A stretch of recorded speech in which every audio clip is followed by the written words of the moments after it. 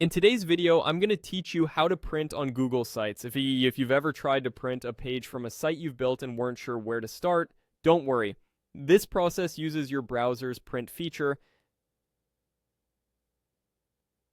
and I'll walk you through it clearly from start to finish. First, open Google Sites in your browser. Make sure you're signed in to the correct account so you can access your content. Once you're in, head to the Recency section. This view is a quick way to find sites you've been working on without digging through folders. Next, choose the site you want to print. Click it to open the editor, then navigate to the exact page or section you want on paper. What you see on screen is generally what the browser will try to print, so expand any collapsed sections, switch to the page you need, and make sure the content is fully visible.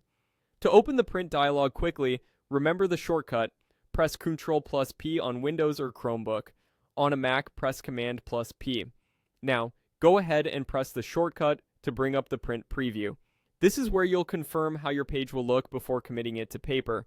In the print dialog, click More Settings to adjust details so the output matches your needs. Choose your destination printer or pick Save as PDF if you want a file instead of a physical print. Set the layout to portrait for tall pages or landscape for wide content. If images or color blocks don't appear as expected, enable background graphics so the styling from your site is included. Adjust margins and scale to fit everything cleanly on the page.